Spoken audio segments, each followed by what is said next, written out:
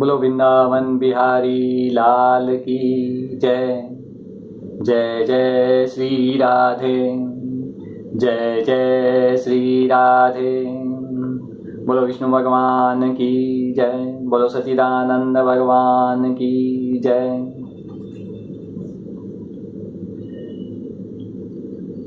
भगवान विष्णु देवकी के गर्भ से 16 कलाओं से पूर्ण चंद्रमा की तरह उदय हो गए, प्रकट हो गए। वासुदेव जी ने देखा कि उनके सामने एक अद्भुत बालक है। वासुदेव जी ने देखा कि उनके सामने एक अद्भुत बालक है। उसके नेत्र कमल के समान कोमल और विशाल हैं। 4 सुंदर हाथों में शंख, गदा, चक्र और कमल लिए हुए है। वक्षस्थल पर श्रीवत्स का चिन्ह अत्यंत सुंदर सुवर्णमयी रेखा है। गले में कौस्तुभ मणि झिलमिला रही है। वर्षाकालीन मेघ के समान परम सुंदर श्यामल शरीर पर मनोहर पीतांबर फहरा रहा है। बहुमूल्य वैदुर्य मणि के किरीट और कुंडल की कांति से सुंदर सुंदर घुंघराले बाल सूर्य की किरणों के समान चमक रहे हैं। जब वसुदेव जी ने देखा कि मेरे पुत्र के रूप में तो समय भगवान ही आए हैं, तब पहले तो उन्हें असीम आश्चर्य हुआ, फिर आनंद से उनकी आंखें खिल उठी। उनका रोम रोम परमानंद में मग्न हो गया। श्री कृष्ण का जन्मोत्सव मनाने की उतावली में उन्होंने उसी समय ब्राह्मणों के लिए 10,000 गायों का संकल्प कर लिया।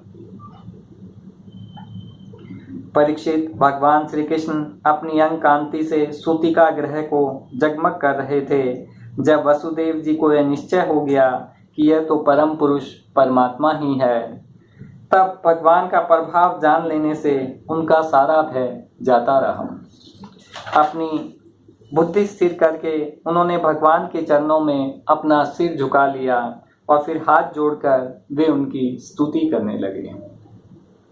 वासुदेव जी ने कहा कि मैं समझ गया कि आप प्रकृति से अतीत साक्षात पुरुषोत्तम हैं। आपका स्वरूप है केवल अनुभव और केवल आनंद। आप समस्त बुद्धियों के एकमात्र साक्षी हैं। आप ही सर्ग के आदि में अपनी प्रकृति से इस त्रिगुणमय जगत की सृष्टि करते हैं और फिर उसमें प्रविष्ट न होने पर भी आप प्रविष्ट के समान जान पड़ते हैं। बोले आप ही अपने सृष्टि के प्रारंभ में आप इस सृष्टि की इस जगत की सृष्टि करते हैं और फिर उसमें प्रविष्ट न होने पर भी, उसमें शामिल न होने पर भी शामिल से जान पड़ते हैं। प्रभु, आप सर्वशक्तिमान और सबके स्वामी हैं। इस संसार की रक्षा के लिए ही आपने मेरे घर में अवतार लिया है। आजकल कोटि कोटि असुर सेनापतियों ने राजा का नाम धारण कर रखा है और अपनी अधीन बड़ी बड़ी सेनाएं कर रखी हैं। आप उनका सबका संहार करोगे। देवताओं के भी आराध्य देव प्रभु, यह कंस बड़ा दुष्ट है। इसे जब मालूम हुआ कि आपका अवतार हमारे घर होने वाला है, तब उसने आपके भय से आपके बड़े भाइयों को मार डाला। अभी उसके दूत आपके अवतार का समाचार उसे सुनाएंगे और वह अभी अभी हाथ में शस्त्र लेकर दौड़ा आएगा।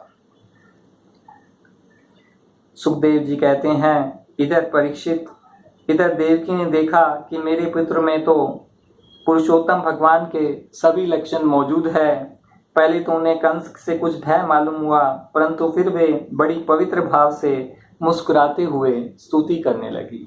माता देवकी ने कहा, प्रभु, वेदों ने आपके जिस रूप को अव्यक्त और सबका कारण बतलाया है, जो ब्रह्म ज्योति स्वरूप समस्त गुणों से रहित और विकारहीन है एवं केवल विशुद्ध सत्ता के रूप में कहा है, वही बुद्धि आदि के प्रकाशक विष्णु आप समय हैं।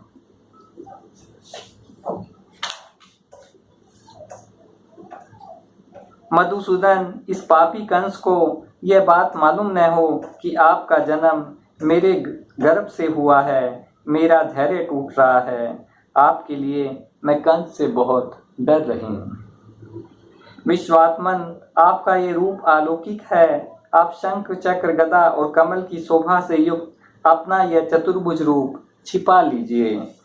प्रलय के समय आप इस संपूर्ण विश्व को अपने शरीर में वैसे ही स्वाभाविक रूप से धारण करते हैं जैसे कोई मनुष्य अपने शरीर में रहने वाले छिद्र रूप आकाश को। वही परम पुरुष परमात्मा आप मेरे गर्भवासी हुए।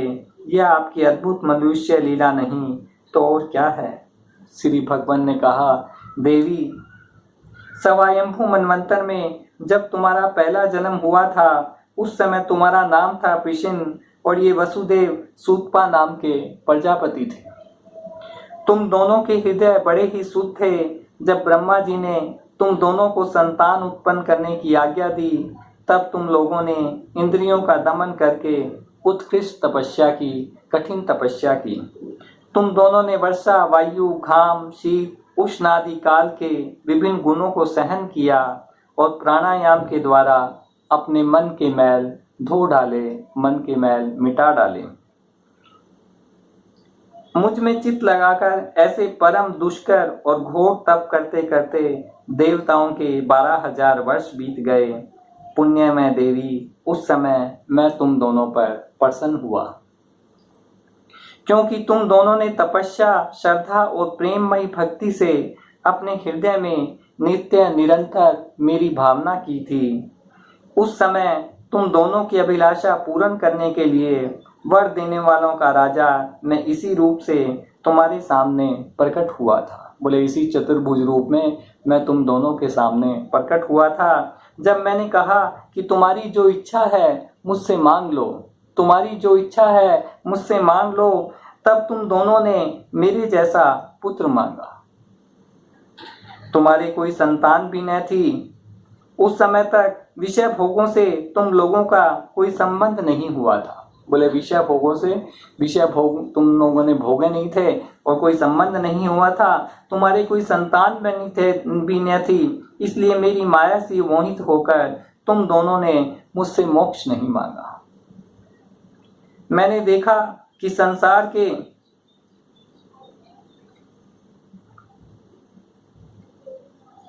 तुम्हें मेरे जैसा पुत्र होने का वर प्राप्त हो गया और मैं वहां से चला गया। अब सफल मनोरथ होकर तुम लोग विषयों का भोग करने लगे। मैंने देखा कि संसार में शील, स्वभाव, उदारता तथा अन्य गुणों से मेरे जैसा दूसरा कोई नहीं है। इसलिए मैं ही तुम दोनों का पुत्र हुआ और उस समय मैं पृषि गर्भ के नाम से विख्यात हुआ। फिर दूसरे जन्म में तुम हुई अदिति और वासुदेव हुए कश्यप। दूसरे जन्म में बोले तुमने अदिति के रूप में अवतार लिया और ये वासुदेव कश्यप के रूप में। उस समय भी मैं तुम्हारा पुत्र हुआ। मेरा नाम था उपेंद्र। शरीर छोटा होने के कारण मुझे लोग वामन भी कहते थे। सती देव की, तुम्हारे इस तीसरे जन्म में भी मैं उसी रूप में फिर तुम्हारा पुत्र हुआ हूँ। मेरी वाणी सर्वदा सत्य होती है। भगवान श्री कृष्ण ने विचार किया कि मैंने इन्हें वर्त तो दे दिया, सुतपा को और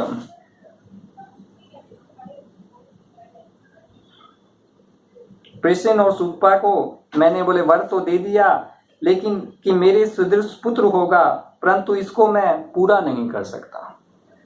कथा है कि भी मैंने वर्त तो दे दिया परंतु मैं इसको पूरा नहीं कर सकता, क्योंकि वैसा कोई है ही नहीं। किसी को कोई वस्तु देने की प्रतिज्ञा करके पूरी न कर सके तो उसके समान तिगुनी वस्तु दे देनी चाहिए। बोले मैं उसको पूरा नहीं कर सकता क्योंकि मेरे समान तो कोई हो ही नहीं सकता, इसलिए बोले मैंने उसको तिगुना कर दिया। अब मेरे सदृश पदार्थ के समान मैं ही हूँ, अतः मैं अपने को 3 बार इनका पुत्र बनाऊंगा, अपने को 3 बार इनका पुत्र बनाऊंगा। मैंने तुम्हें अपना रूप इसलिए दिखला दिया कि तुम्हें मेरे पूर्व अवतारों का स्मरण हो जाए। यदि मैं ऐसा नहीं करता तो केवल मनुष्य शरीर से मेरे अवतार की पहचान नहीं हो पाती। तुम दोनों मेरे प्रति पुत्र भाव तथा निरंतर ब्रह्म भाव रखना। इस प्रकार वात्सल्य, स्नेह और चिंतन के द्वारा तुम्हें मेरे परम पद की प्राप्ति होगी। भगवान ने कहा कि तुम्हें मेरे परम पद की प्राप्ति होगी। सुखदेव जी कहते हैं, भगवान इतना कहकर चुप हो गए। अब उन्होंने अपनी योग माया से माता पिता के देखते देखते तुरंत एक साधारण शिशु का रूप धारण कर लिया। तब वसुदेव जी ने भगवान की प्रेरणा से अपने पुत्र को लेकर सूतिका गृह से बाहर निकलने की इच्छा की। उसी समय नंद पत्नी यशोदा के गर्भ से उस योग माया का जन्म हुआ। गोकुल में नंद पत्नी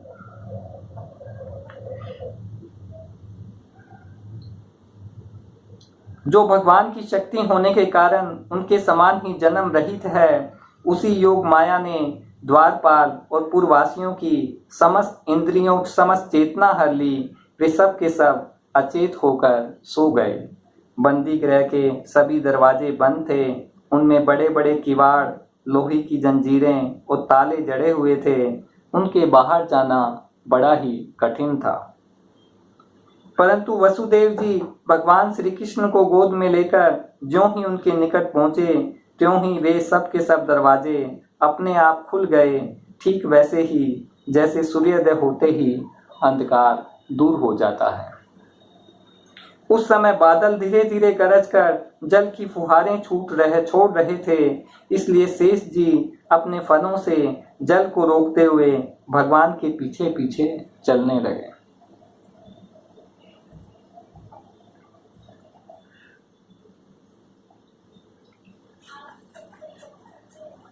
उन दिनों बार बार वर्षा होती रहती थी। इनका प्रवाह गहरा और तेज हो गया था। उससे यमुना जी बहुत बढ़ गई।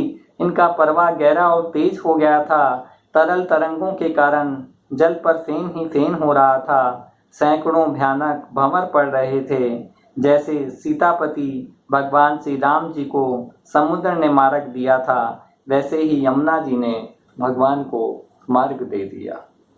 वासुदेव जी ने नंद बाबा के गोकुल में जाकर देखा कि सब के सब गोप नींद से अचेत पड़े हुए हैं। उन्होंने अपने पुत्र को यशोदा जी की सैया पे सुला दिया और उनकी नवजात कन्या लेकर वे बंदी गृह में लौट आए। जेल में पहुंचकर वासुदेव जी ने उस कन्या को देवकी की सैया पर सुला दिया और अपने पैरों में बेड़ियां डाल ली तथा पहले की तरह वे बंदी गृह में बंद हो गए।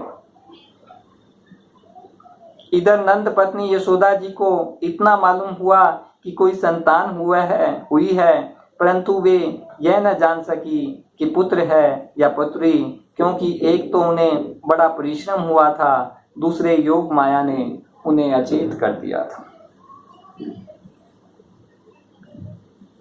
सुखदेव जी कहते हैं, परीक्षित, जब वसुदेव जी लौट आए तब नगर के बाहरी और भीतरी सब दरवाजे अपने आप पहले की तरह बंद हो गए। उसके बाद नवजात शिशु के रोने की ध्वनि सुनकर द्वारपालों की नींद टूटी। वे तुरंत भोजराज कंस के पास गए और देवकी के संतान होने की बात कही। कंस तो बड़ी आकुलता और घबराहट के साथ इसी बात की प्रतीक्षा कर रहा था। द्वारपालों की बात सुनते ही वह झटपट पलंग से उठ खड़ा हुआ और बड़ी शीघ्रता से सूतिका गृह की ओर झपटा कि इस बार तो मेरे काल का ही जन्म हुआ है। इस बार तो मेरे काल का ही जन्म हुआ है। बंदी गृह में पहुंचने पर सती देवकी ने बड़े दुख और करुणा के साथ अपने भाई कंस से कहा, मेरे हितैषी भाई, ये कन्या तो तुम्हारी पुत्र वधू के समान है। ये कन्या तो तुम्हारी पुत्र वधू के समान है, स्त्री जाति की है। तुम्हें स्त्री की हत्या कदापि नहीं करनी चाहिए। भैया, तुमने दैववश मेरे बहुत से अग्नि के समान तेजस्वी बालक मार डाले। अब केवल यही एक कन्या बची है, इसे तो मुझे दे दो। यही एक कन्या बची है, इसे तो मुझे दे दो। अवश्य ही मैं तुम्हारी छोटी बहन हूँ। मेरे बहुत से बच्चे मर गए हैं, इसलिए मैं अत्यंत दीन हूँ, दुखी हूँ। मेरे प्यारे और समर्थ भाई, तुम मुझ मंदभागिनी का यह अंतिम संतान अवश्य दे दो। सुखदेव जी कहते हैं, परीक्षित, कन्या को अपनी गोद में छिपाकर देवकी के अत्यंत दीनता के साथ रोते रोते याचना की। परंतु कंस बड़ा दुष्ट था। उसने देवकी को झिड़क कर उसके हाथ से वह कन्या छीन ली। अपनी उस नन्ही सी नवजात भांजी के पैर पकड़कर कंस ने उसे बड़े जोर से एक चट्टान पर दे मारा। परंतु श्री कृष्ण की वह छोटी बहन साधारण कन्या तो थी नहीं, देवी थी। उसके हाथ से छूटकर तुरंत आकाश में चली गई और अपने बड़े बड़े 8 हाथों में आयुध लिए हुए दिख पड़ी। वह दिव्य माला, वस्त्र, चंदन और मणिमय आभूषणों से विभूषित थी। उसके हाथों में धनुष, त्रिशूल, बाण, ढाल, तलवार, शंख, चक्र और गदा, ये 8 आयुध, 8 अस्त्र विराजमान थे। सिद्ध, चारण, गंधर्व, अप्सरा, किन्नर उसकी स्तुति कर रहे थे। उस समय देवी ने कंस से ये कहा, रे मूर्ख, मुझे मारने से तुझे क्या मिलेगा? तेरा पूर्व जन्म का शत्रु तुझे मारने के लिए किसी स्थान पर पैदा हो चुका है। अब तू इस व्यर्थ निर्दोष बालकों की हत्या न किया कर। कंस से इस प्रकार कहकर भगवती योग माया वहां से अंतर्धान हो गई और पृथ्वी के अनेक स्थानों में विभिन्न नामों से प्रसिद्ध हुई। देवकी की यह बात सुनकर कंस को असीम आश्चर्य हुआ। उसने उसी समय देवकी और वासुदेव को कैद से छोड़ दिया और बड़ी नम्रता से उनसे कहा, मेरी प्यारी बहन और बहनोई जी, मेरी प्यारी बहन और बहनोई जी, हाय हाय, मैं बड़ा पापी हूँ। राक्षस जैसे अपने ही बच्चों को मार डालता है, वैसे ही मैंने तुम्हारे लड़के मार डाले। इस बात का मुझे बड़ा खेद है। मैं इतना दुष्ट हूँ कि करुणा का मुझ में लेस भी नहीं है। मेरी प्यारी बहन, यद्यपि मैंने तुम्हारे पुत्रों को मार डाला, फिर भी तुम उनके लिए शोक न करो, क्योंकि सभी प्राणियों को विवश होकर अपने कर्मों का फल भोगना पड़ता है। अपने स्वरूप को न जानने के कारण जीव जब तक यह मानता रहता है कि मैं मारने वाला हूँ या मारा जाता हूँ, मैं मारने वाला हूँ या मारा जाता हूँ, तब तक शरीर के जन्म और मृत्यु का अभिमान करने वाले वह ज्ञानी बाध्य और बाधक भाव को प्राप्त होता है। अर्थात वह दूसरों को दुख देता है और समय दुख भोगता है। मेरी ये दुष्टता तुम दोनों क्षमा करो, मेरी ये दुष्टता तुम दोनों क्षमा करो, क्योंकि तुम बड़े ही साधु स्वभाव और दीनों के रक्षक हो। कंस वासुदेव जी और देवकी से कह रहा है कि तुम दोनों दीनों के रक्षक हो। जब देवकी ने देखा कि भाई कंस को पश्चाताप हो रहा है, तब उन्होंने उसे क्षमा कर दिया। वे उसके पहले अपराधों को भूल गई और वसुदेव जी ने हंसकर कंस से कहा, मनस्वी कंस, आप जो कहते हैं वह ठीक वैसा ही है। जीव अज्ञान के कारण ही शरीर आदि को मैं मान बैठता है, अपना मान बैठता है। इसी से अपने पराये का भेद हो जाता है। सुखदेव जी कहते हैं, परीक्षित, जब वासुदेव और देवकी ने इस प्रकार प्रसन्न होकर निष्कपट भाव से कंस के साथ बातचीत की, तब उनसे अनुमति लेकर वह अपने महल में चला गया। कंस अपने महल में चला गया। वह रात्रि बीत जाने पर कंस ने अपने मंत्रियों को बुलाया और योग माया ने जो कुछ कहा था वह सब उन्हें कह सुनाया। कंस के मंत्री पूर्णतः नीति निपुण नहीं थे। दैत्य होने के कारण स्वभाव से ही वे देवताओं के प्रति शत्रुता का भाव रखते थे। अपने स्वामी कंस की बात सुनकर वे देवताओं पर और भी चिढ़ गए और कंस से कहने लगे, भोजराज, यदि ऐसी ही बात है तो हम आज ही बड़े बड़े नगरों में, छोटे छोटे गांवों में, दूसरे स्थानों में जितने बच्चे हुए हैं, वे चाहे 10 दिन से अधिक के हों या कम के, सबको आज ही मार डालेंगे। देवताओं की जड़ है विष्णु और वह वहां रहता है जहां सनातन धर्म है। बोले देवताओं की जड़ है विष्णु, वह वहां रहता है जहां सनातन धर्म है। सनातन धर्म की जड़ है वेद, गो, ब्राह्मण, तपस्या और यज्ञ, जिनमें दक्षिणा दी जाती है। इसलिए भोजराज, हम लोग वेदवादी ब्राह्मण, तपस्वी, यज्ञिक और यज्ञ के लिए घी आदि हविष्य पदार्थ कर देने वाली गायों को पूर्ण रूप से नाश कर डालेंगे।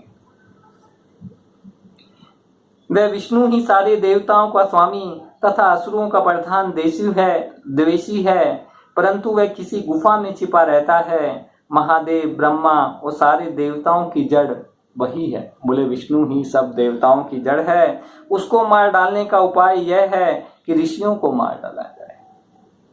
सुखदेव जी कहते हैं, परीक्षित, एक तो कंस की बुद्धि समय ही बिगड़ी हुई थी, फिर उसे मंत्री भी वैसे ही मिले थे जो उससे भी बढ़कर दुष्ट थे। इस प्रकार उनसे सलाह करके काल के फंदे में फंसे हुए असुर कंस ने यही ठीक समझा कि ब्राह्मणों को ही मार डाला जाए। उसने हिंसा प्रेमी राक्षसों को संत पुरुषों की हिंसा करने का आदेश दे दिया। वे सुखदेव जी कहते हैं, परीक्षित, नंद बाबा बड़े उदार थे। पुत्र का जन्म होने पर उनका हृदय विलक्षण आनंद से भर गया। अब गोकुल में भगवान का जन्मोत्सव, इधर कंस ने अपने मंत्रियों से सलाह कर ली, मीटिंग कर ली और आदेश दे दिया। अब देखिए गोकुल में भगवान का जन्मोत्सव कैसे मनाया जा रहा है। नंद बाबा बड़े मनस्वी और उदार थे। पुत्र का जन्म होने पर उनका हृदय विलक्षण आनंद से भर गया। उन्होंने स्नान किया, पवित्र होकर सुंदर सुंदर वस्त्र आभूषण धारण किए। फिर वेदक ब्राह्मणों को बुलवाकर स्वस्ति वाचन और अपने पुत्र का जात कर्म संस्कार करवाया। साथ ही देवता और पितरों को विधि पूर्वक पूजा भी करवाई। उन्होंने ब्राह्मणों को वस्त्र और आभूषणों से सज्जित 2 लाख गौएं दान की। रत्नों और सुनहरे वस्त्रों से ढके हुए तिल के 7 पहाड़ दान किए। संस्कारों से ही गर्भ शुद्धि होती है, यह प्रदर्शित करने के लिए उन्होंने समय से नूतन जल, अशुद्ध भूमि आदि, बोले समय से उन्होंने नूतन जल को, भूमि को, स्नान से शरीर को, प्रक्षालन से वस्त्र को, संस्कारों से गर्भ आदि को, तपस्या से इंद्रियां आदि को, यज्ञ से ब्राह्मण आदि को, दान से धान्य आदि को और संतोष से मन आदि द्रव्य शुद्ध होते हैं, उनको शुद्ध किया। परंतु आत्मा की शुद्धि तो आत्म ज्ञान से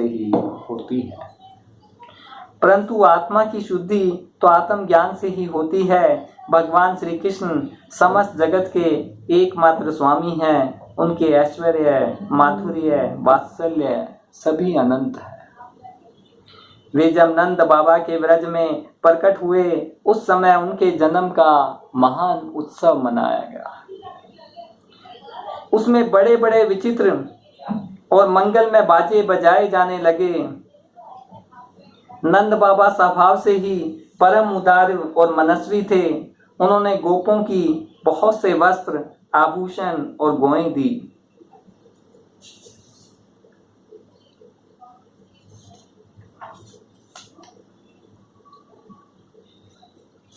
परीक्षित, उसी दिन से नंद बाबा के व्रज में सब प्रकार की रिद्धि सिद्धियां, अटखेलियां करने लगी और भगवान श्री कृष्ण के निवास तथा अपने स्वाभाविक गुणों के कारण वह लक्ष्मी जी का क्रीड़ा स्थल बन गया, जब से भगवान ने वहां जन्म लिया।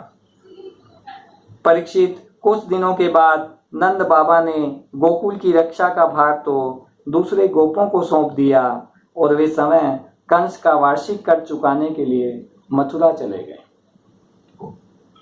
जब वसुदेव जी को यह मालूम हुआ कि हमारे भाई नंद जी मथुरा में आए हैं और राजा कंस को उसका कर भी दे चुके हैं, तब वे जहां नंद बाबा ठहरे हुए थे वहां गए। वासुदेव जी को देखते ही नंद जी सहसा उठकर खड़े हो गए, मानो मृतक शरीर में प्राण आ गया हो, इतने आनंदित हो गए। उन्होंने बड़े प्रेम से अपने प्रियतम वासुदेव जी को दोनों हाथों से पकड़कर हृदय से लगा लिया। नंद बाबा उस समय प्रेम में विह्वल हो रहे थे, परीक्षित, नंद बाबा ने वसुदेव जी का बड़ा स्वागत सत्कार किया। वे आदर पूर्वक आराम से बैठ गए। वे नंद बाबा से कुशल मंगल पूछकर कहने लगे।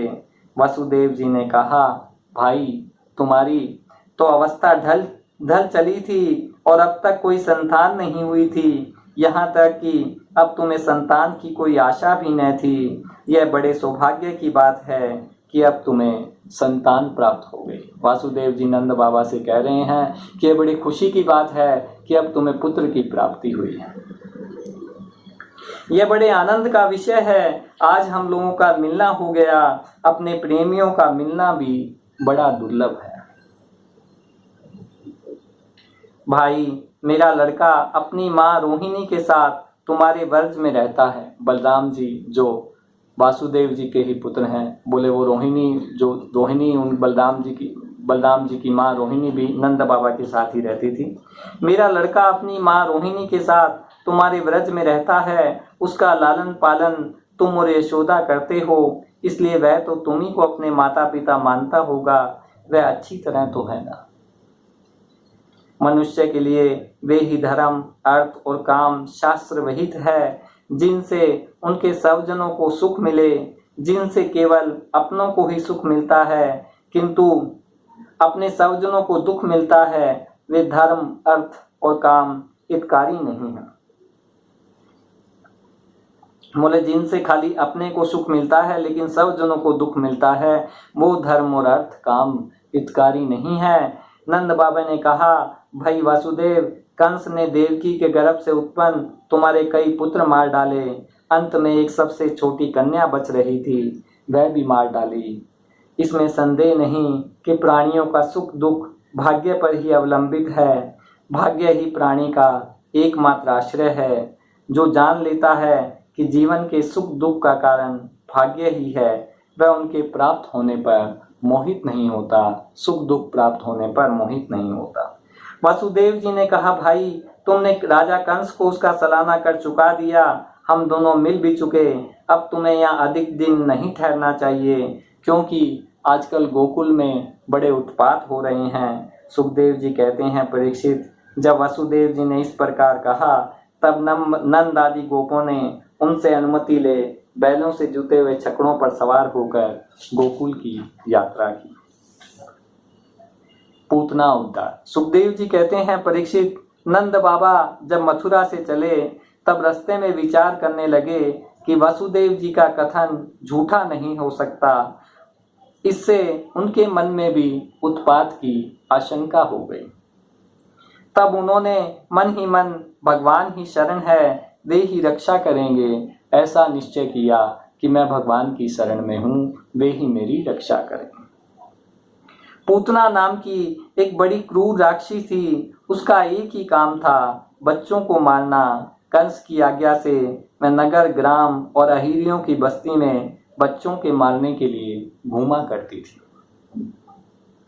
जहाँ के लोग अपने प्रतिदिन के कामों में राक्षसों के भय को दूर भगाने वाले भक्त वत्सल भगवान के नाम, गुण और लीलाओं का श्रवण, कीर्तन और स्मरण नहीं करते, वहीं ऐसी राक्षसियों का बल चलता है। बोले जो लोग भगवान के नाम कीर्तन का स्मरण नहीं करते, वहाँ ऐसी राक्षसियों का बल चलता है।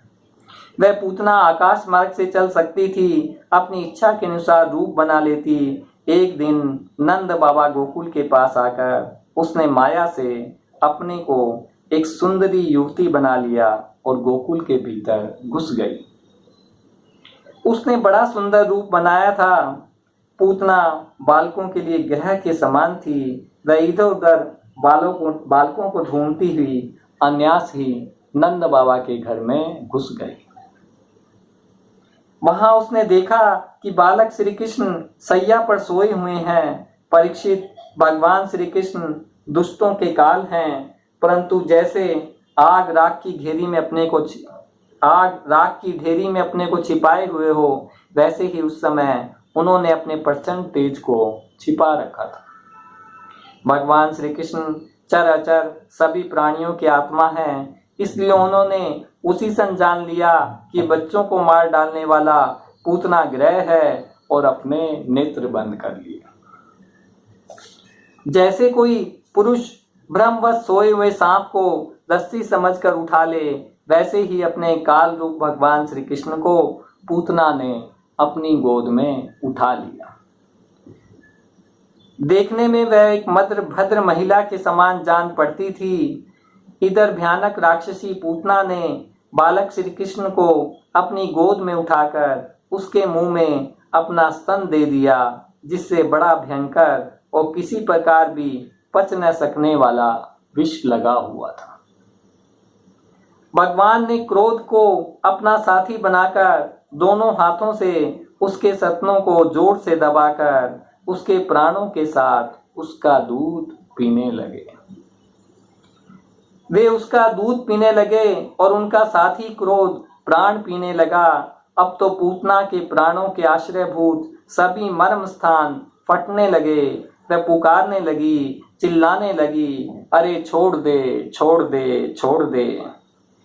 अब बस कर। वह बार बार अपने हाथ पैर पटक कर रोने लगी। उसके नेत्र उलट गए, उसका सारा शरीर पसीने से लथपथ हो गया।